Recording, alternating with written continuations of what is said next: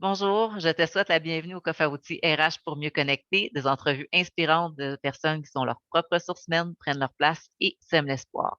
Je suis présentement en compagnie de Josée, intervenante féministe depuis 25 ans. Donc, merci de te joindre à moi, Josée, aujourd'hui.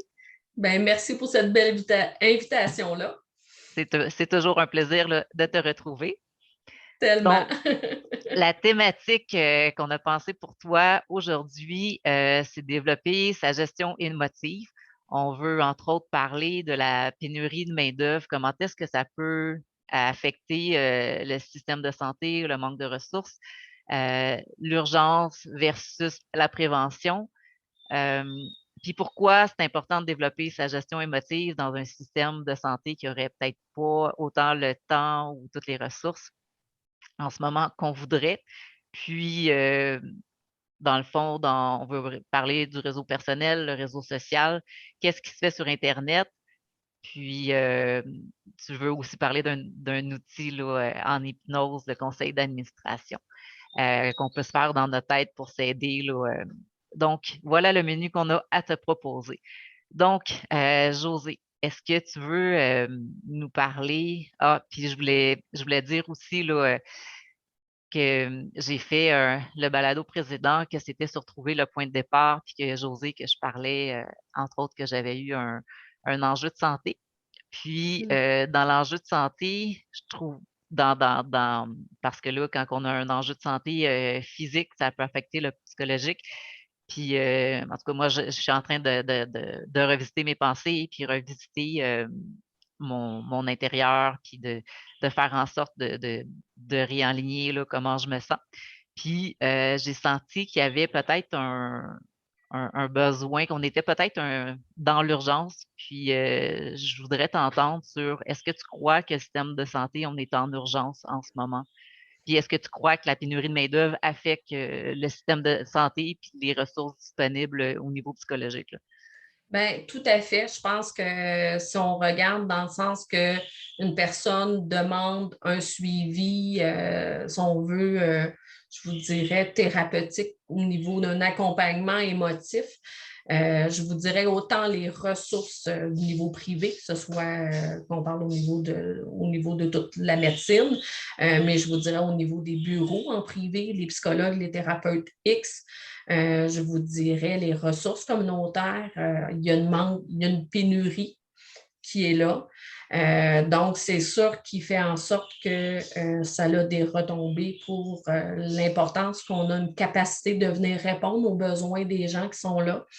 Et moi, je peux vous dire effectivement, en étant plus 25 ans comme intervenante, oui, principalement dans des ressources communautaires, mais je vous dirais qu'on est malheureusement aussi les différents intervenants. Je vous dirais qu'en relation d'aide, on a une importance un petit peu plus à venir prioriser les urgences aussi. Donc, à une certaine époque, je trouvais qu'on avait beaucoup plus la possibilité de venir s'étendre dans des cheminements, d'aller un petit peu plus, j'ai le goût de dire, à la lorée des problématiques avec lesquelles on devait travailler. On pouvait aller plus loin. Là, je vous dirais que la plupart du temps, on doit aller beaucoup plus comme droit au but. Le problème un peu plus urgent, important et répondu, ben, malheureusement, souvent, on va inviter la personne à vite passer à d'autres moyens pour venir répondre à la personne comme telle. Et on ne se cachera pas, moi, je pense qu'après 2 ans, entre autres aussi, de COVID, de réalité, ben, il y a de la santé mentale, il y a les gens où ils ont une demande qui est beaucoup plus importante aussi, je pense. Donc, il y a une urgence aussi de venir répondre à ce besoin-là. Et oui, moi, Lynn, je suis à dire que notre santé physique vient avoir un impact, c'est sûr, clairement, sur notre santé mentale, notre santé émotive aussi. Moi, je dis souvent que l'humain, on est une tête, un cœur, un corps et un âme. Donc, c'est sûr que quand il y a une situation qui se vit à un de ces niveaux-là de mon être, ben, c'est sûr que le reste, si on veut, de l'être que je suis a quand même un impact. Puis j'ai lu un article qui disait que les psychologues avaient 2 ans d'attente, puis que certaines que certaines listes d'attente que des listes d'attente étaient fermées. Que des fois, tu peux appeler pour demander de l'aide, puis tu n'avais même pas la possibilité de te mettre sur une liste d'attente parce qu'il n'y en avait plus, parce que les demandes sont trop pressantes. Oui, puis je vous dirais que même nous, dans le cadre de mon travail, moi, on a dû même appeler, puis à un moment donné, voir avec différents. Et quand je vous disais tantôt que la plupart des thérapeutes, des fois, on pouvait déborder. Des fois, exemple, on avait parlé, nous, d'une personne qui était juste à avoir un suivi en anglais. Et un des psychologues nous avait juste dit, ben oui, habituellement, je le prendrais, mais là, je suis déjà largement occupée. Fait que c'était un critère, façon de parler d'exclusion comme tel. Là. Fait que ça peut être tellement un rien qui peut faire en sorte que les gens, là, je ne dis pas nécessairement que voulu, là, mais quand je vous disais tantôt que les gens, excusez de prendre l'anglicisme, mais le caseload de bien du monde avait une possibilité d'accueillir. Là, les gens, les thérapeutes, les psychologues, etc. Fait que oui, on peut s'attendre qu'il peut y avoir des mois et malheureusement, oui, peut-être des années et qu'on prend tout bonnement plus d'inscriptions parce qu'on sait que ces personnes-là pourraient se garder un espoir d'être appelées, mais le psychologue ne voit pas le jour où ça pourrait être le cas. Là. Je souhaite que notre capsule aujourd'hui serve aussi aux gestionnaires, aux ressources humaines, aux personnes qui ont, aux leaders qui sont en entreprise, puis d'être conciliants avec leurs employés qui vivent différentes difficultés, des épuisements, quoi que ce soit. C'est les ressources, oui, la pénurie de main-d'œuvre peut affecter aussi les ressources là, en santé mentale.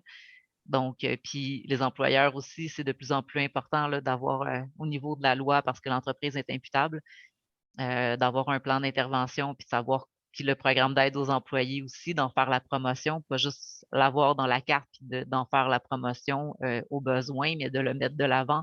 Le besoin est réel, donc je souhaite vraiment qu'on sensibilise les gestionnaires là, aux besoins, d'être à l'écoute des employés, puis prendre le pouls, puis oui, on est des ressources épuisables, puis on n'est pas juste une bonne machine, là, puis oui, avant, si des employés étaient plus fonctionnels, on pouvait facilement les remplacer, mais en ce moment, tous nos employés, tous nos effectifs sont importants, fait que c'est comme plus une roue qui tourne. Là. Il n'y en a peut-être pas 10 qui attendent aux portes pour remplacer les autres personnes qui sont là. Là. Fait que Tout à fait. oui, donc c'est important au niveau de l'empathie, la bienveillance, de prendre soin de notre monde, mais c'est aussi c'est qu'on peut plus nécessairement toujours remplacer notre monde. Donc, il y a un coût financier aussi, puis il y a une réputation d'entreprise dans tout ça. Là. Tout à fait, tout à fait. Puis je vous dirais que c'est savoir pour justement les employeurs que oui, j'aime beaucoup ce que tu dis. On peut avoir déjà des installations qui sont faites, et dire OK, il y a un programme pour les employés d'aller consulter, etc. Mais même s'ils ont le droit à des rencontres qui seront principalement remboursées, mais s'ils n'ont pas accès à un professionnel, il y a autre chose à y avoir à développer là, comme tel. Là. Fait que oui, d'avoir une bienveillance comme employeur, puis comme employé, que mes collègues peuvent justement vivre mille et une situations et n'ont pas nécessairement un accès facile à avoir l'aide, dans le fond, adéquate pour répondre facilement et je vous dirais surtout rapidement aux besoins qui sont là. Est-ce que tu crois qu'on est plus de colmater la fuite, d'être dans l'urgence versus la prévention en ce moment avec la réalité actuelle de pénurie de main-d'œuvre? Oui, moi, je dirais qu'on est beaucoup plus dans l'urgence. Je vous dirais que même, de toute façon, l'humain, si on pense en santé mentale, mais je dirais des fois peut-être la santé physique aussi, mais c'est facile de repousser. Là, souvent, on va appeler même quand il y a une urgence que ce soit fait là. Et je dirais que là, l'urgence, quand la personne appelle, ben, comme je vous disais tantôt, à cause de la COVID, entre autres, moi, je présume, la santé mentale de plus de personnes a été touchée. Fait que la demande est plus importante. Fait que je pense que malheureusement, la plupart des ressources aussi se doivent justement de venir faire je dirais, une aide qui va être plus concise. Puis effectivement, on va venir, je pense, travailler plus souvent qu'autrement. On va venir travailler l'urgence.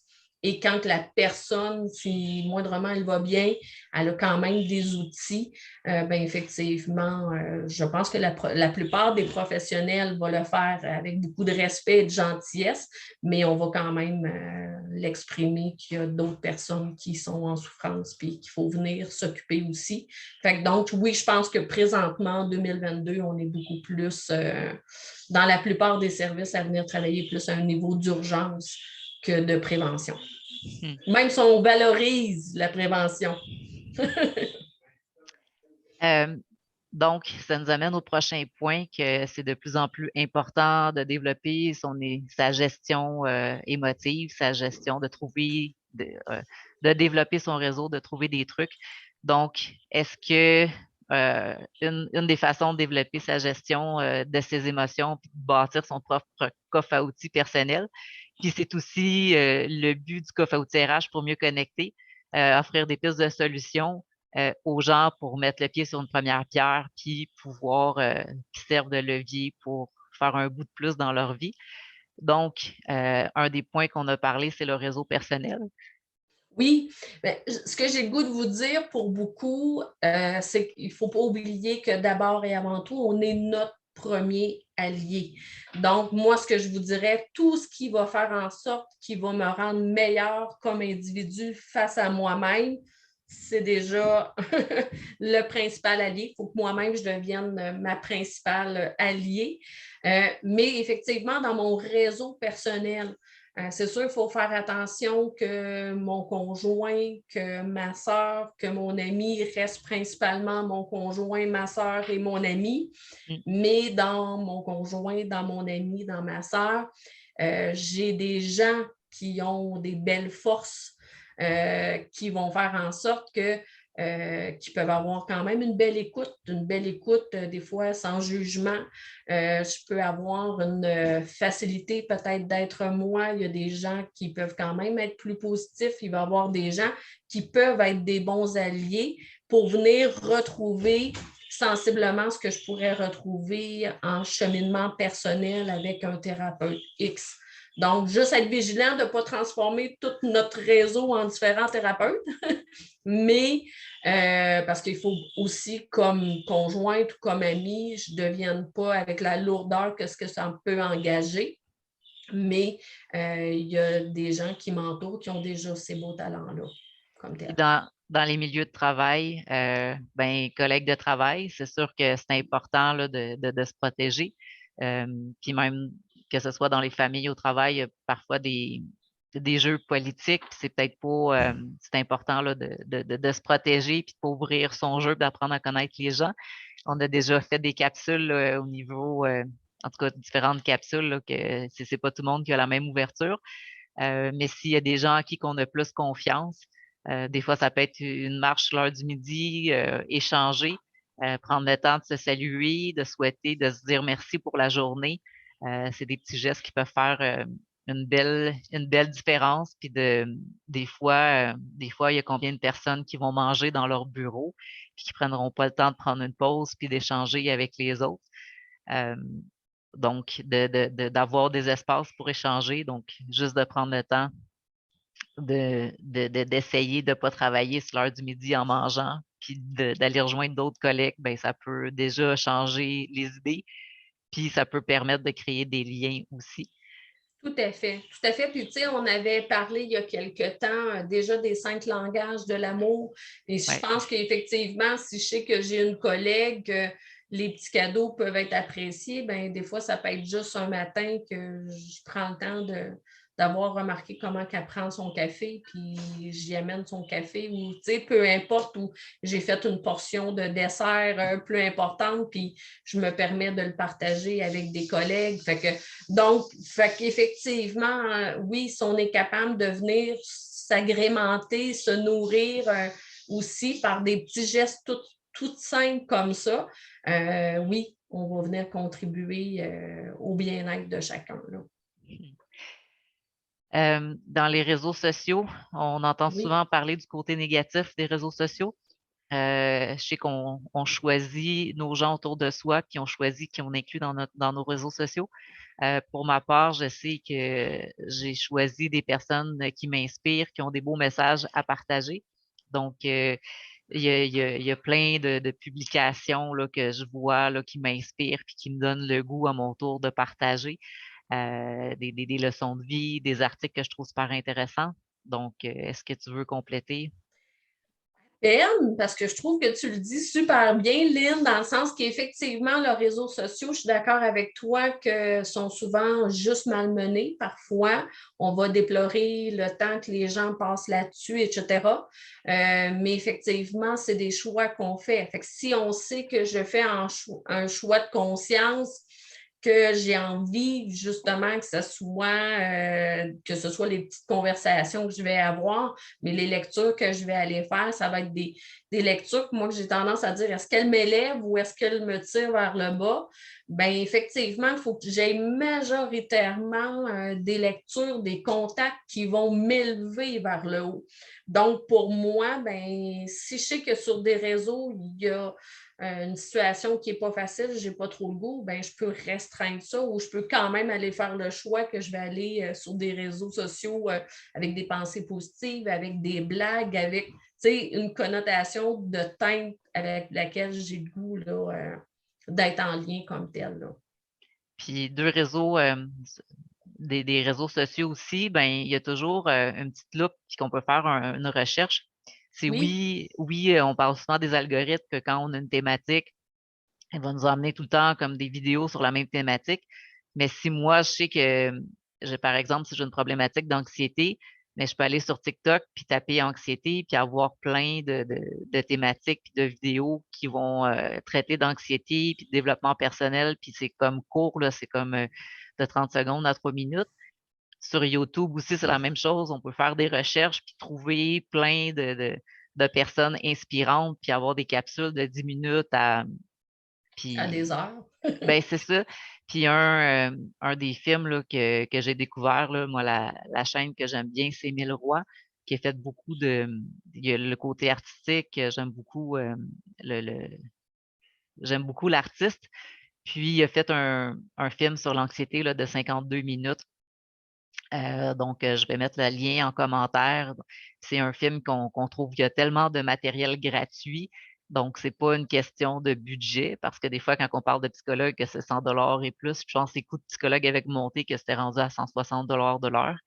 Euh, Mhm. donc, ce film-là, qui est 52 minutes, qui est distribué gratuitement, c'est juste une question de temps à un moment donné de dire ben je m'arrête puis j'écoute ce film-là. Ça peut être avec les adolescents, les conjointes, puis ça peut créer un espace pour même dans les milieux de travail aussi, dans les écoles secondaires. Je trouve que c'est un film qui est tellement à partager, qui est documentaire fiction. Donc, ça peut créer un bel espace pour aborder ces sujets-là que peut-être qu'on pourrait se permettre moins dans un milieu de travail ou en famille parce que personne ose faire le premier pas finalement. Mhm. Tout à fait. Puis effectivement, je suis d'accord avec toi qu'on peut aller faire des recherches qui peuvent venir faire en sorte qu'on complète. Moi, je dirais que, bon, en ayant, entre autres, oui, la chance d'avoir Internet illimité, moi, j'aime beaucoup présentement, depuis plus d'un an, facile, tous les livres audio qu'on trouve aussi sur YouTube. Donc, même les auteurs que j'aimais lire, parce que moi, je suis une bonne lectrice à la base. Vous allez voir tantôt, pour moi, c'est des bons alliés dans ma vie personnelle aussi, professionnelle à tous les niveaux. Mais je trouvais que des fois, de juste pendant que je travaille ou même en me couchant, d'être avec, m'endormir avec un livre audio. Quand la pensée, quand l'anxiété peut être là, je viens porter mon attention sur les livres audio. Donc, ça peut être très intéressant, là. Là, on parlait d'Internet illimité, mais les bibliothèques, Oui, souvent, il y a des heures gratuites pour les personnes qui n'ont pas nécessairement ce budget-là. Donc, c'est juste de réserver des fois des plages horaires mais il y a des ressources des fois auxquelles on ne pense pas et qui sont disponibles.